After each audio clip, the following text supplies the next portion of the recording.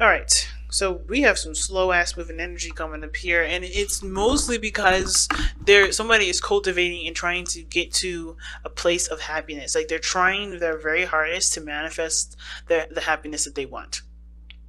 So they're taking it slow, they're being very cautious with it, but they're really putting in the work necessary, okay? They're really trying to, you know, put in some sort of like foundation, if that makes sense. They're really putting in the grunt work. They're not trying to speed past this, they're not trying to hurry things up, they're trying to be gradual with it. It's a gradual pace, and it's obviously towards everlasting, right? So at least to try to make something last for a long time. Now, with release your X, time to release, time to clear your energy. The only card I see here regarding, well, actually, there's two cards I see here regarding this. Actually, four. Death, Tower, and the Eight of Cups. Like, those cards right there does talk about clearing your energy. And even the Hierophant, in a way, can do that. And you would think that the Hierophant would have that release your X sort of type of energy, but when it comes to fives, you are shifting or changing something, and that change is releasing of something, letting something go, and embracing something new. And it's usually just like both of those is happening at the same time, adjusting, changing. So you're letting go of perspective and embracing a new perspective that truly and completely tailors to you. So I feel like the progress is coming from a certain standpoint, and how somebody perceives moving forward. The cautiousness, the speed, and how things are moving forward. Things are changing regarding that. So pick the side that resonates with you guys the most, Capricorn, okay? Because I'm going to start with this person here. The Page of Cups is the person's mental state, right? This mental plane area, right? So the way they think about this relationship is the Page of Cups. So I think this person is very much aware that there's communication that's needed. They know this is their heart's desire. It's something that they cherish and they nurture very closely to their hearts. This is something that they love very deeply and very emotionally. This is something that this is extremely precious to them, right? So I think they also understand too that the relationship is in desperate need of heart-to-heart conversation, right? There's definitely a need to communicate and talk things through, and to be open about how they feel and how they, what they want going forward regarding the relationship. Now, the other person, how they think about this relationship is the Eight of Cups. Now, it could be two things. This person's feeling emotionally drained, and this relationship no longer offers what they feel like what they want. But it's mostly because they were looking towards a relationship as a source to figure out what they wanted, which wasn't the place to do it in the first place. Well, it was, because I think the relationship displayed something to them that honestly would help them go after what they want, right? That I don't know if this is them saying, you know what, I'm done with this relationship. You did, it served me for a purpose of finding my true self or finding what makes me happy. I'm done. It could be just that this person realizes what they don't want, but they also see the relationship as an opportunity to seek out what they do. But the relationship, here's the thing, the Eight of Cups, you don't know what your heart's desire is yet. Not until the Nine of Cups. And I feel like this is probably, like, they know what they don't want, and they're going in this relationship thinking, I don't want what I don't want. I don't want, obviously, what I already know doesn't make me happy. I think this also person shows that they're emotionally drained with the situation, and they're looking to find what their heart's desire really is, right? Well, this person has it. Obviously, I think this person's seeking it. It's interesting, right? You got the seeker and the obviously the person that possesses the heart's desire, and this person is literally looking for the Page of Cups. Right? And I think that they are so emotionally drained that they don't obviously see that what they have, the person that they, the thing that they want is right in front of them, because they are already looking at the situation from a standpoint of, I don't want this. I've gone through this. I don't know everything that they've been through, or the situation from a standpoint of what makes them dissatisfied. Now, how they're showing themselves is the King of Wands. They're going after what they feel. They're going by the moments here. When the King of Wands comes up, there's no really long-term energy. This is all like in the moment kind of rapid thought. So they're not coming from a place of trying to create something for the long term. They're creating, they're going by based off their hearts and their heart's desire in the moment. I know it sounds very Knight of Wandsy, but the King of Wands does construct this in a very creative way. It's not flighty like the Knight of Wands. It's more of a, I'm truly going to truly going after what I want, truly going after what makes me feel good. And they are truly just being in the moment and just finding the happiness within themselves and not trying to find it outside of themselves. So the way that I feel with the King of Wands differs from the Knight of Wands is that the King of Wands, he doesn't necessarily, he commits to what he wants to do, and he makes, he does put in the energy and the time to grow it to its fruition. The Knight of Wands is just like, he's great with fun and having, starting something and coming up with great ideas. But of course, when shit hits the fan and it gets a little serious, even if it's a project that he wanted to start out initially, he doesn't stick around. And the King of Wands, in my opinion, he does stick around for it, but it's of course because he understands that he knows what he wants and he knows what he's going for, and therefore he can continue to use that energy of passion to continue to build on that. So this person is very, very passionate right now. They're expressing themselves immensely. I feel like the King of Wands is a great expresser. They're living their life as freely as they possibly can because they are emotionally drained, giving their energy away to situations that didn't satisfy them at all. So they're being very, very passionate and very true to themselves, being authentic to themselves. They're no longer, being the person that's stable or that's reliable. They're just being themselves. They're not thinking about the long term at all. Now the other person has got death here.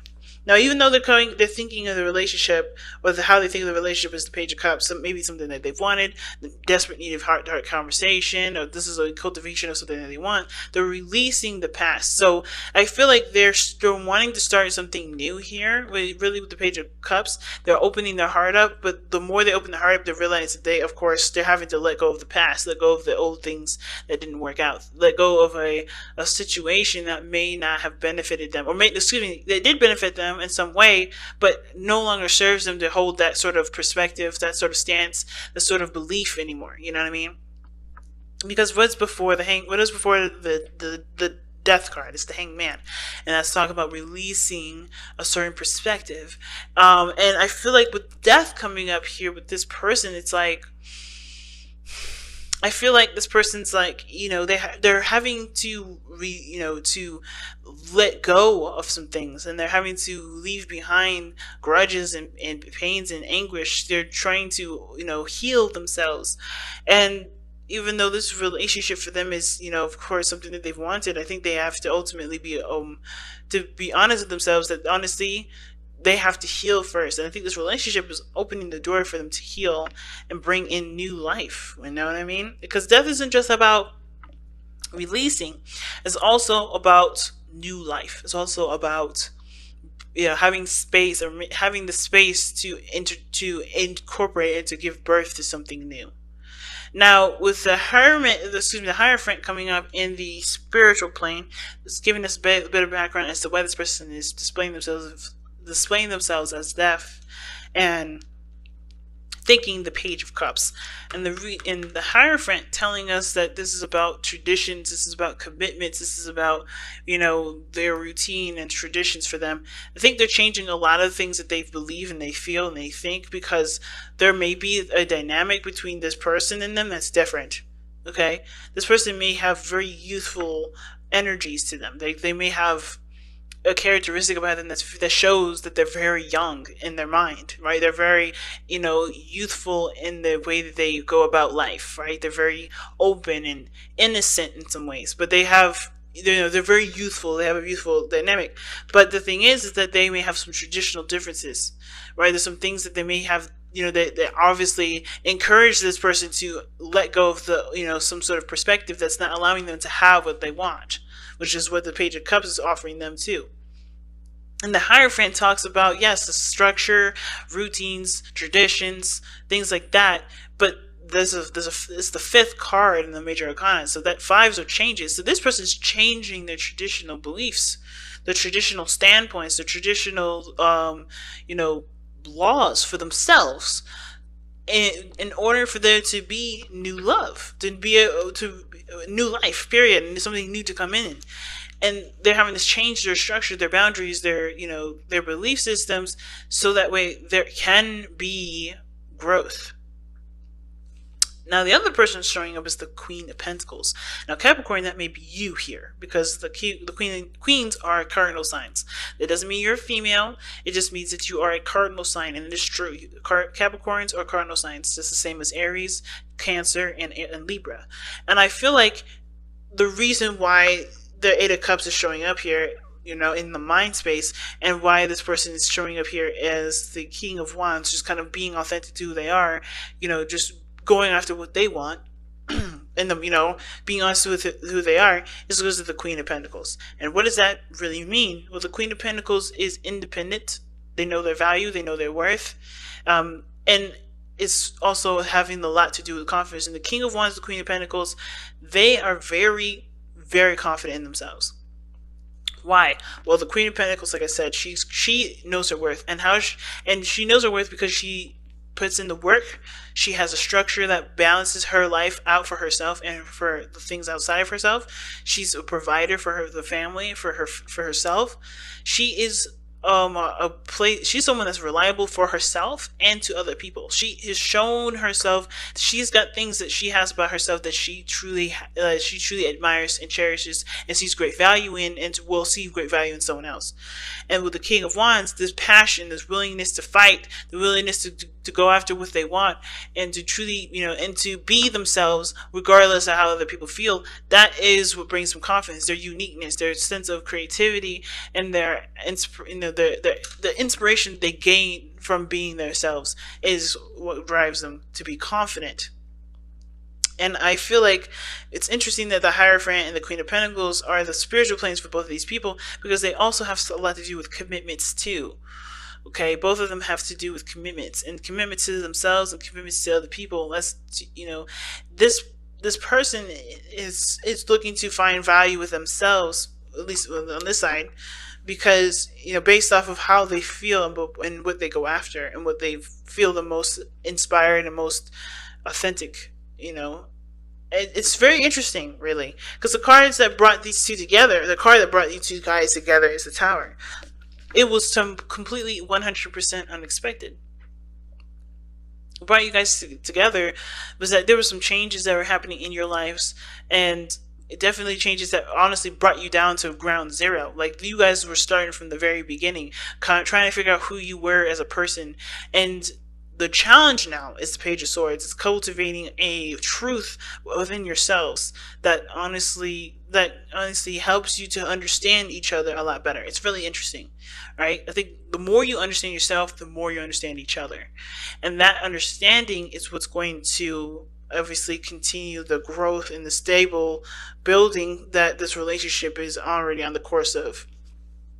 The Page of Swords also is the challenge, meaning that there is communication that hasn't been had, or there's a need for communication here. Challenge is showing that there is a need for more information. And I feel like in order for there to be more information, you have to be able to seek out what you believe in and what your truth is within yourself. What is your truth with yourself? Therefore, you'll find the truth that's needed for the other person, and perhaps even the will to communicate with one another. All right, let's take a look at your whispers of love. See what you guys got.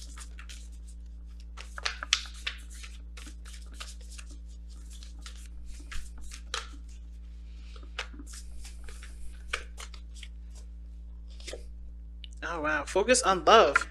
I haven't seen this card in a little bit. Focus on love. Look for the good attributes in each and every person in your life.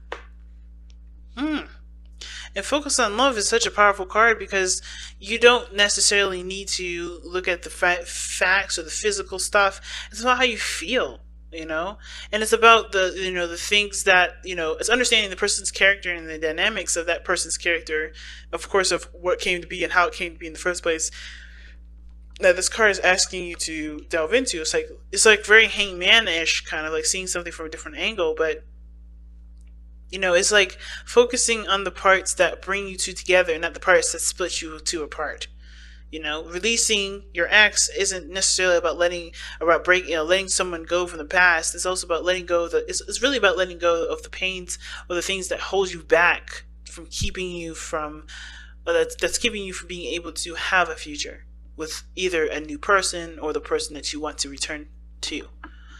You know, focus on the good things, focus on the positive, focus on the attributes that encourage growth, and understand and forgive the attributes that aren't that great, that have split you apart, that makes you, that have hurt you. Understand and forgive those, but put them to rest. It's big, family. It's really big. And with that said, I'm going to go ahead and let you guys go.